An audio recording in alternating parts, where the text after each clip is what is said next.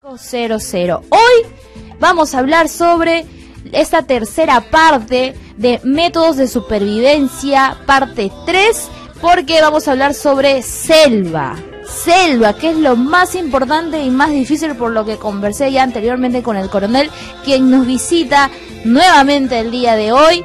Gracias por su visita, coronel José Antonio Gutiérrez, de las Fuerzas Aéreas del Perú. ¿Cómo está? Buenas noches. ¿Qué tal, Rubí? Nuevamente trayéndote el saludo de nuestro señor comandante general y de todo el personal militar y civil de la Fuerza Aérea. Gracias. Por X razones que uno se encuentre perdido en la selva, vamos a ir de frente a la situación en la que uno no tiene ninguna herramienta disponible, ¿no? Se quedó solito así, con los grillitos, nada más. Entonces, ¿qué es lo primero que debemos hacer en cuanto a orientación? ¿Qué es lo primero que tenemos que hacer? Bueno, como ya habíamos mencionado en las anteriores entrevistas, tenemos varias posibilidades para hacerlo con métodos naturales, ¿no? Podemos hacer uso de las estrellas, podemos hacer uso del sol, y si tenemos un reloj con agujas, también podemos emplearlo, ¿no? En el primer caso, lo más común es por el sol, ¿no es cierto? Siempre sabemos que sale por el este y se oculta por el este, entonces habría que ver más o menos en esa relación, teniendo en cuenta que no va a ser perfecto, va a ser referencial. Pero finalmente podemos utilizar el reloj. Ya sabes que en el hemisferio sur, la aguja de las 12 tiene que alinearse al sol y buscar con la aguja horaria cuál es la bisectriz. Esa bisectriz nos va a indicar el norte. Eso podría ser una de las referencias más exactas para poder Si orientar. No tengo por ahí el reloj, se mojó, me robaron, no sé. Simplemente utilizamos una vara o un palo, la ponemos exactamente perpendicular a la superficie, y tenemos que observar la primera sombra que esto genera.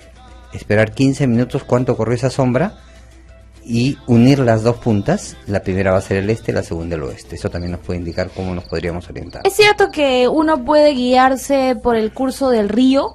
Efectivamente, sobre todo en esas zonas lo que hay que buscar son los cursos de los ríos, porque siguiendo el curso de un río siempre vamos a encontrar una población, una aldea o la civilidad, ¿no? Ya, ahora, en el camino, digamos, yo sigo el curso del río, pero también así como yo me acerco al río, otros animales y otros especies que no me quiero encontrar también se van a acercar. ¿Cómo evitar estar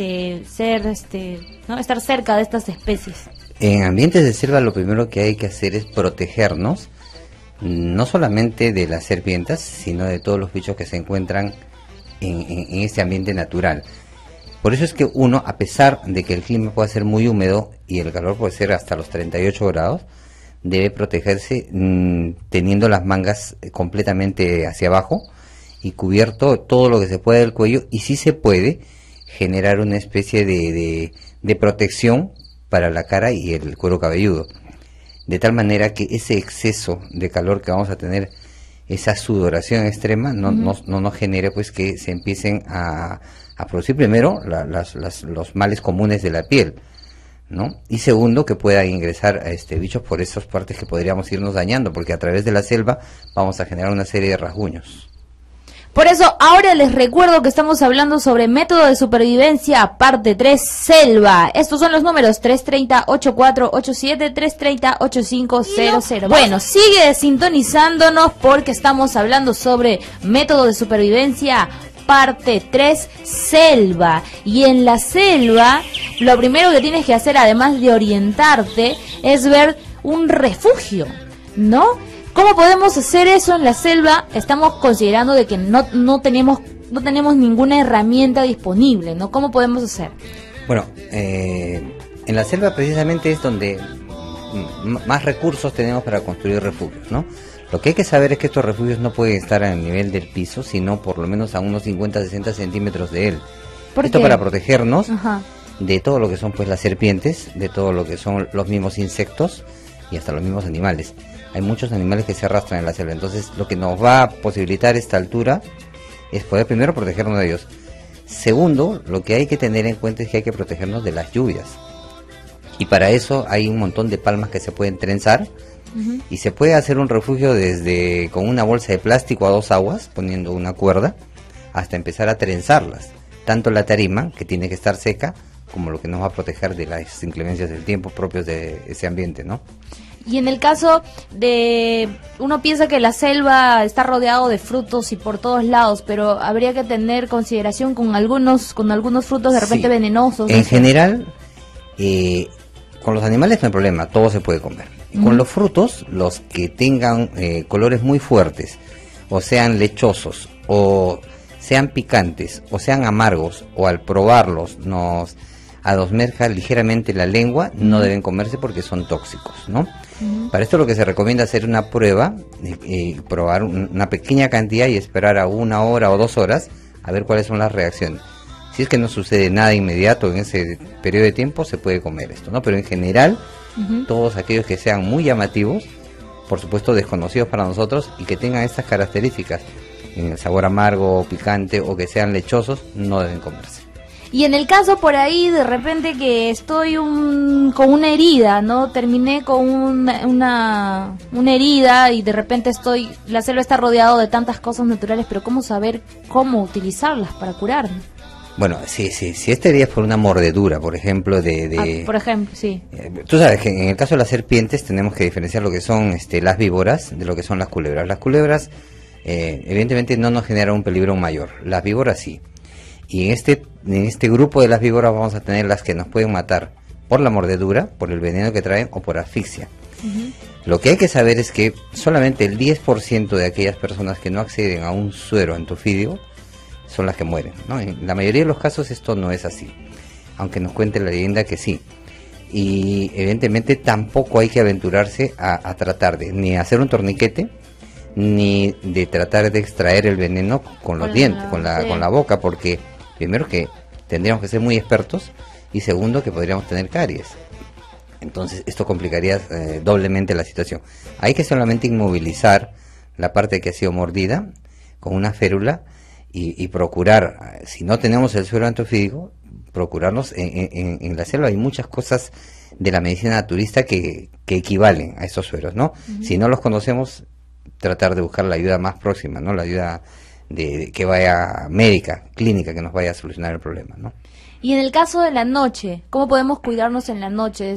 La gente que se pierde normalmente está más de un día perdidos en la selva. Llega la noche, llega esta hora, y en la selva es otra situación la noche, sí, ¿no? De hecho, en la noche no se debe caminar.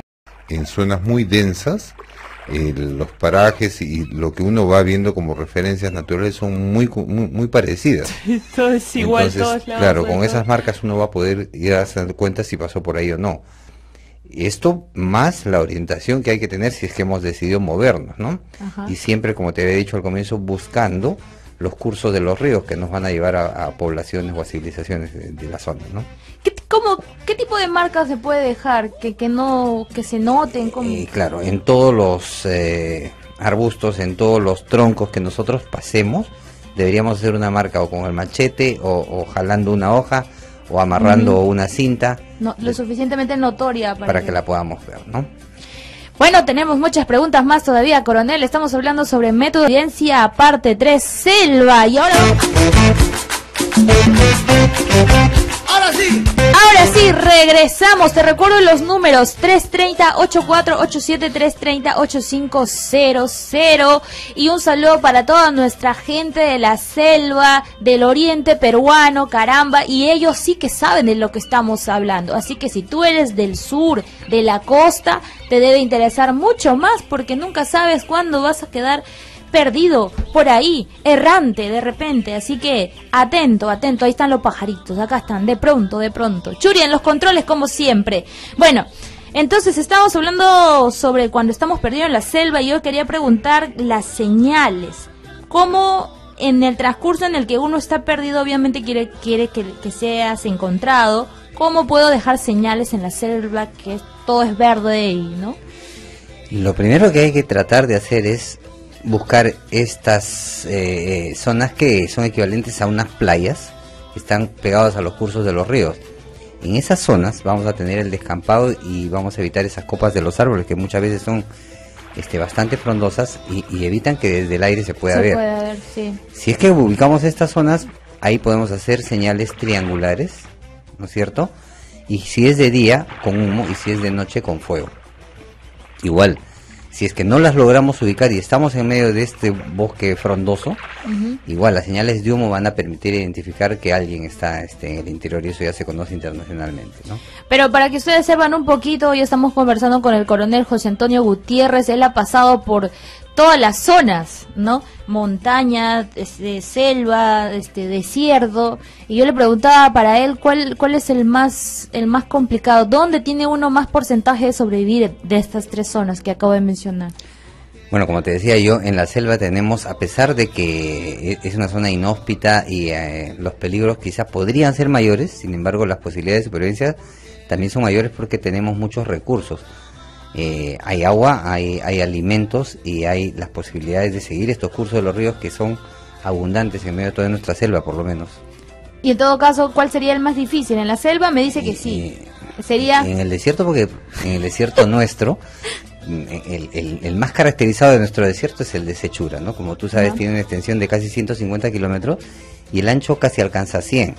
Está pues entre el Océano Pacífico y lo que se conoce como la cordillera, ¿no? Pero es una zona que efectivamente desértica, no hay casi nada, no hay y buscar agua ahí es bastante complicado, ¿no? No imposible, pero no tienes pues los alimentos a la mano, y muchas veces para conseguir el agua en una zona de desierto lo que tienes que buscar es a los animales, porque de ahí, bueno, la sangre de los animales contiene agua, y además los animales te van a conducir, sobre todo los herbívoros, a zonas donde hay agua. Los carnívoros no, porque los carnívoros cuando consumen animales, también la sangre les permite por lo menos tener el agua que no la encuentran fácilmente también. Igual las aves entre las primeras horas de la mañana y cuando se pone el sol beben agua, entonces si uno sigue el curso de su vuelo va a poder ver de dónde están obteniendo el agua. Ah, mire, ese detalle yo no lo había escuchado todavía. Pero también hay algo muy importante. ¿Qué pasa si nosotros tenemos la mala suerte de encontrarnos con una serpiente? Ya no la vimos, está acá delante de nosotros, ¿qué hacemos? ¿Nos movemos, la golpe? ¿Qué hacemos, coronel? Cuando uno decide moverse en una zona de selva, lo primero que tiene que hacer es conseguir una vara entre metro y 1,20 m, ¿no?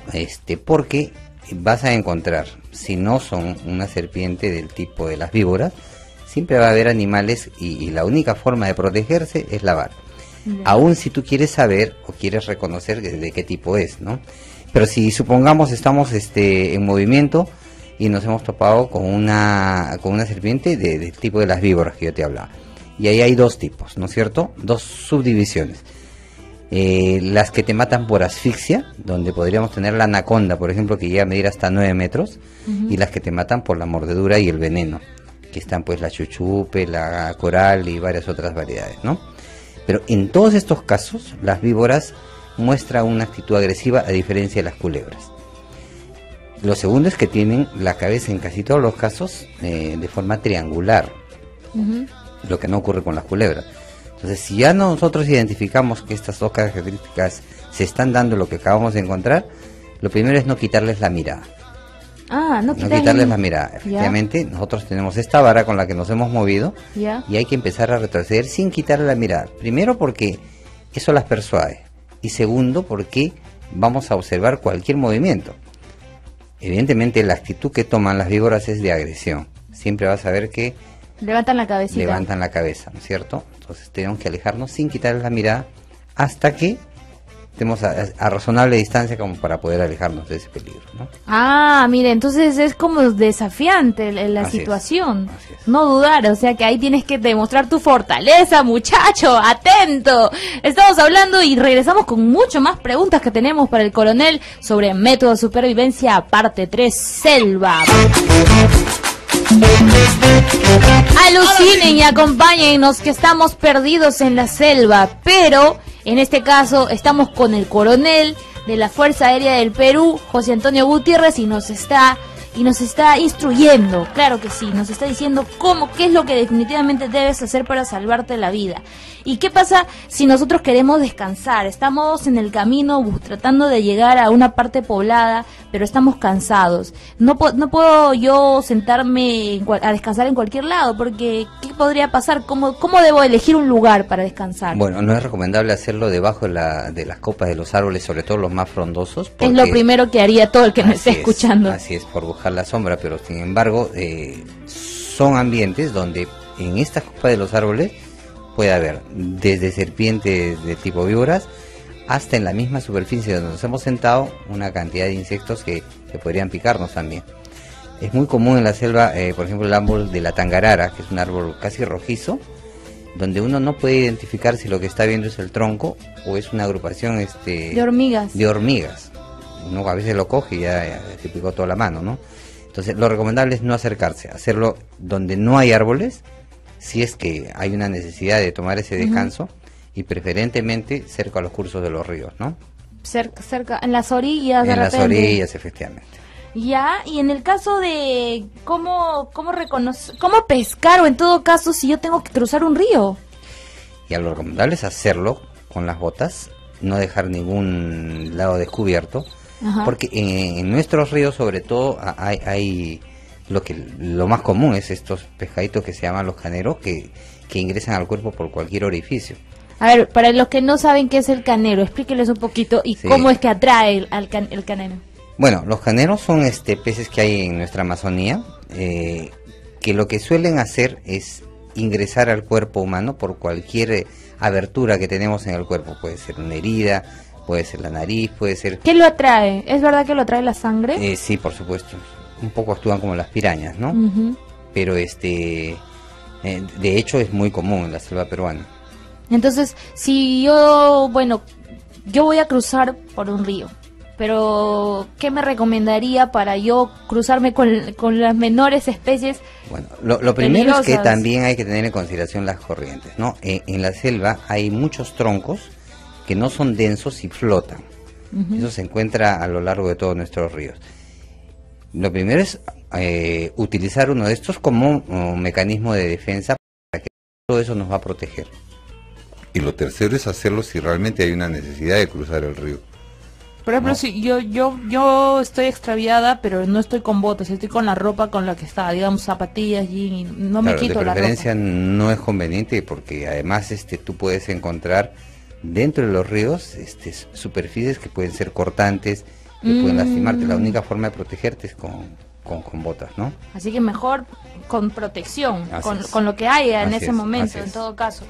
En todo caso, ¿se puede pescar sin tener ninguna herramienta? Claro que sí, nosotros... ¿Cómo se puede pescar sin hay, con la misma tela que has construido un refugio, o con cualquiera de las prendas que no estés utilizando para tu protección, puedes pescar. Además que se improvisan arpones. Ahí hay un montón de troncos, de lo mismo que utilizamos para las férulas, que equivalen a arpones, que puedes pescar sin ningún problema, ¿no? O sea que definitivamente en la selva tenemos muchas más probabilidades. Sí, probabilidades. ¿No? Y yo escuché que algunos cazadores, para protegerse, se subían al árbol para que en las noches, o sea, ¿cómo se protegían sin hacer un refugio? Entonces simplemente se subían a la copa del árbol y se ataban a los árboles, porque a veces otros animales podrían... Bueno, es un poco de leyenda urbana también, porque es muy ¿Es complicado. ¿Es cierto? Yo creo que los nativos deben tener la experiencia y la capacidad para hacerlo, pero alguien que está en una situación de supervivencia no tiene esas destrezas. Generalmente en construir un refugio puedes tú demorarte por lo menos unas 10 a 15 horas. Un buen refugio, de repente hasta 2 días. Entonces, lo primero que vas a tener que hacer es asegurar tu refugio en tierra. Yo creo que treparte a un árbol con la condición física de primero o segundo día podría ser para un joven, ¿no? ¿No es peligroso? Ahí hay más animales. Por supuesto que sí, podrías encontrarte ahí a una víbora, ¿no? ¿Cómo los alejo? Haciendo una fogata en todo caso. Claro, como yo te decía, la protección más inmediata es andar con una vara y remover todos los espacios por donde tú vas a transitar antes de que tú inicies cada tramo, ¿no? Eso por lo menos te va a permitir determinar con qué te vas a enfrentar. Y finalmente, algo chiquitito con respecto al desierto, pasándonos ya al desierto, estamos extraviados en el desierto, nos perdimos, algunas recomendaciones para poder ganarle al tiempo ahí. A ver, lo primero es, en el desierto sobre todo, no debemos quitarnos los zapatos ni las botas, porque por el clima los pies se van a hinchar. y probablemente lo que va a ocurrir si te sacas las botas es cuando te las vuelvas a poner no te van a entrar. Y caminar sin protección de calzado en el desierto es un crimen, ¿no? Lo segundo es, como es muy difícil conseguir refugios, el refugio más natural y más inmediato va a ser cavar un hoyo, ¿no es cierto?, de arena, y poder meternos ahí cubriéndonos, ¿no?, con lo que haya, con una tela, con un plástico. Eso va a permitir un poco más de humedad, ¿no?, y que no lleguemos a la deshidratación. Claro. Lo tercero, siempre el agua, ¿no? Como yo te decía, mirar el vuelo de las aves en las primeras horas de la mañana y en las noches, y luego seguir el curso que siguen los animales, sobre todo los herbívoros, para conseguir agua, ¿no? De todas maneras ellos lo necesitan y también van a poder conducirnos hasta una fuente. Así que tiene que ser mosca. Coronel, muchas gracias por habernos apoyado en estos 3 programas sobre método de supervivencia en la montaña, en sierra, en selva. Es muy importante para todos nuestros oyentes, seas joven, seas mayor, viajes o no viajes, nunca estás a salvo de pasar por esta situación. Muchas gracias, sus palabras. Gracias a ustedes también por la oportunidad. De alguna manera contribuimos, yo creo, a quienes en algún momento de manera fortuita puedan estar en una situación de este tipo. De hecho, ya va la invitación para que puedan ingresar a nuestra página web www.fab.mil.pe y ingresar a su vez a los links que corresponden a nuestras escuelas de supervivencia en selva, en montaña y en el mar. Tenemos una serie de cursos que de alguna manera pueden contribuir a que estas capacidades que se necesitan para salir con éxito de una situación de supervivencia puedan mejorar, ¿no? Así es. Muchas gracias. Entonces estuvimos con el coronel José Antonio Gutiérrez de las Fuerzas Aéreas del